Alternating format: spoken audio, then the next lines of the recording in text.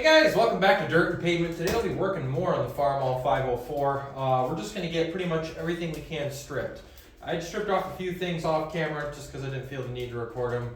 If I did a full strip down on this, it would take forever to edit, and a lot of people just die of boredom.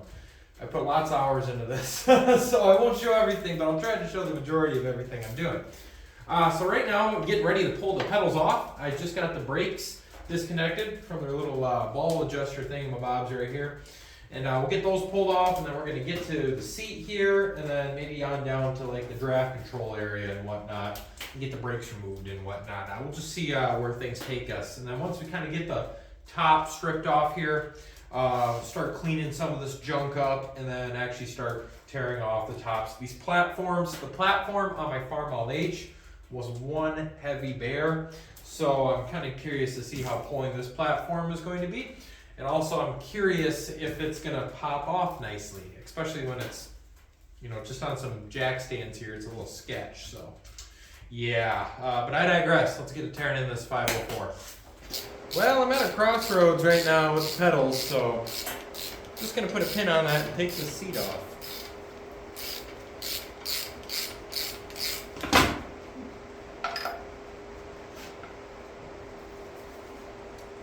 That's a lot heavier than it looks.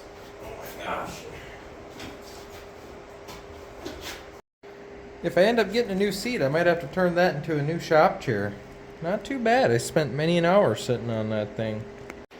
And taking that seat off is a lot of progress. Tractor's another couple feet shorter now.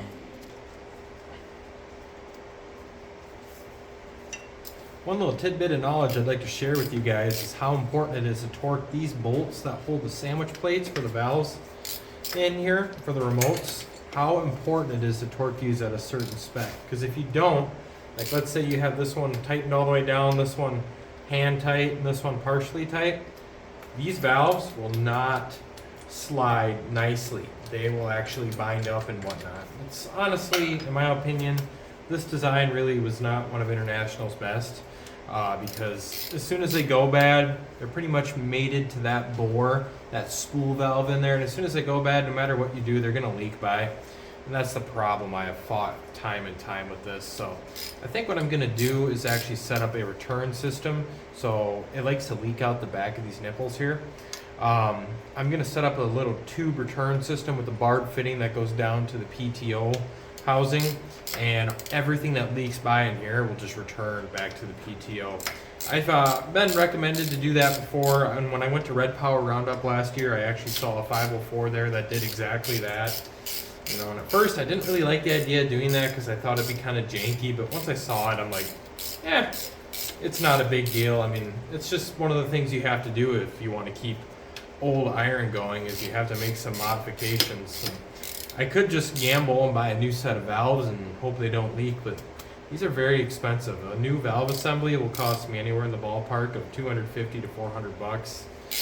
And for that price, don't get me wrong, I like doing things nice, but YouTube does not pay me enough to just try and experiment with valve after valve after valve. And also, these are just a pain to get in.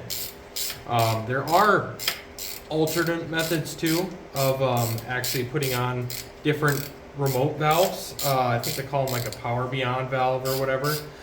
Pete from Just a Few Acres Farm actually did one on his 504. Kind of funny story. His 504 is the reason I got this 504, but I will save that for another video. But yeah, so am I forgetting anything here? No, I think she's just gonna slide right on off of this.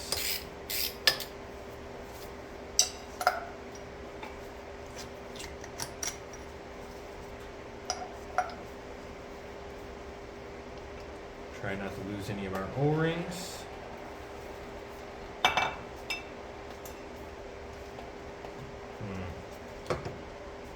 Grab you.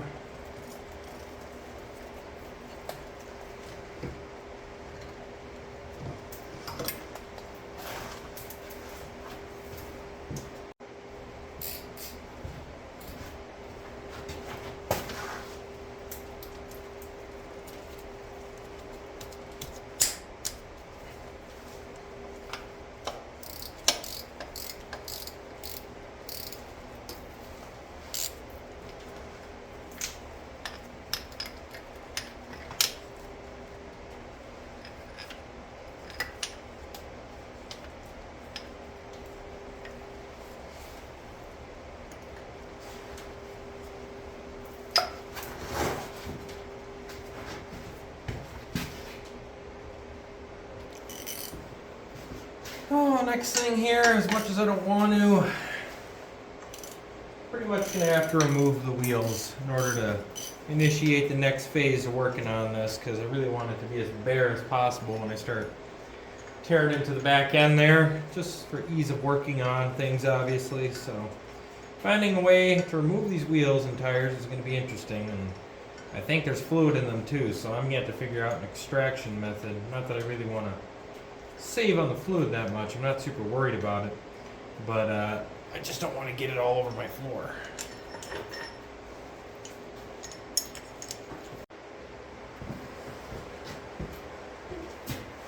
These wheel weights were actually, I believe they're John Deere weights, and they were actually originally in the drawbar of my grandfather's F20, and he just used them as weights, and just had them strapped to the drawbar, and I kind of just strapped it onto the 504 here. This is not a 504 wheel, this is like a Farmall 300 wheel or something. I do plan on getting a 504 wheel. There's actually one for sale a couple hours away from me. I might go grab if it's still available for a pretty good deal. But yep. Oh, you gotta go put these weights on. I got another one sitting in the tree line somewheres. But yeah, the thing is I've looked and looked over these, and for the life of me, I don't know if I'm still in the shot. I apologize if I'm out of the shot. I have not been able to find a part number on them, or if I did, like I couldn't figure out what make. But I think they're John Deere weights, or like some sort of universal, because they do line up with the Farmalls, but it's not, it doesn't line up nicely, for lack of better words. Like this weight was always kind of lopsided when I'd be driving. This was the ugly side of the tractor. This wasn't the good looking side. I mean, the good looking side was also pretty ugly, but at least it had a little bit more sheet metal.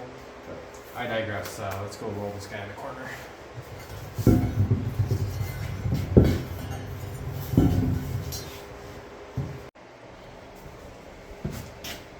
And over here we have two Farmall full weights. Not cut in half, they're full size. They're real fun to load on.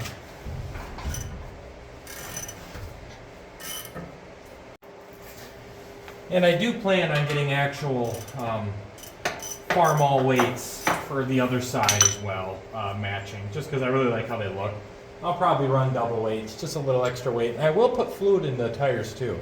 I will be getting new tires, and I will be filling them with washer fluid. Another little trick I learned from Pete from Just a Few Acres Farm. They're just not corrosive, but right now those details aren't that important. And I might even try and get the proper wheel hardware, the actual like square lug for the wheels weights. And the guy I bought the pulley off of, the felt pulley, the paper pulley for my Farmall H, he actually had some IH weights sitting around with the hardware, so I might be hitting him up again and seeing if he has those, and we'll be going on the 504 here. But you can find these weights pretty much at any auction, as I'm sure you guys are well aware of. Any farm auction. They're always selling these weights, and I always pretty much kind of have a budget, $50 a piece, and they always go up to like $125, for like a pair. And I just stopped bidding because I really didn't need them. But now that we're doling the 504 up, I think we'll do her justice. Now I'm gonna absolutely destroy my fingers here.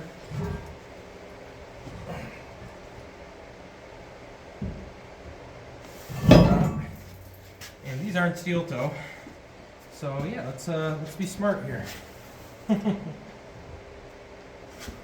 Yep. Yeah, I didn't think this part through. Taking it off was easy, but putting it down, can't really do that. Next question is do I edit this out or leave it in the video?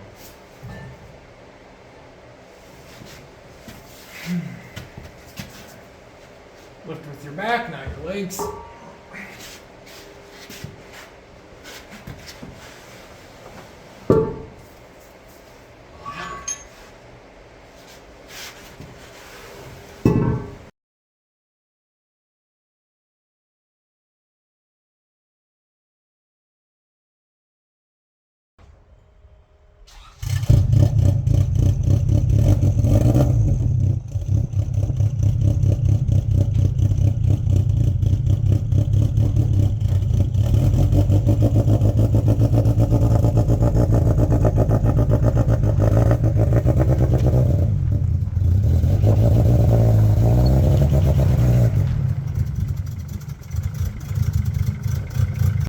Yeah, I will say, obviously when you install an injector that's 3 times the size of the original injector, you're bound to get a little bit of a rich running condition. And that's why we got a misfire right now. We just gotta wait for the O2 sensor to heat up. But that's fine, that's easily tunable. And again, I verified all the injectors work, so it's not like I'm really worried about misfires or anything. It's just the fact that she's so pig rich. Look at that. Richer than a politician, so might have to kind of just let her sit until I can get a chip in that ECU where I can fine tune these. But I'd much rather it be running rich than running too lean, because before this thing was running in the 17s, and that's how I destroyed a piston.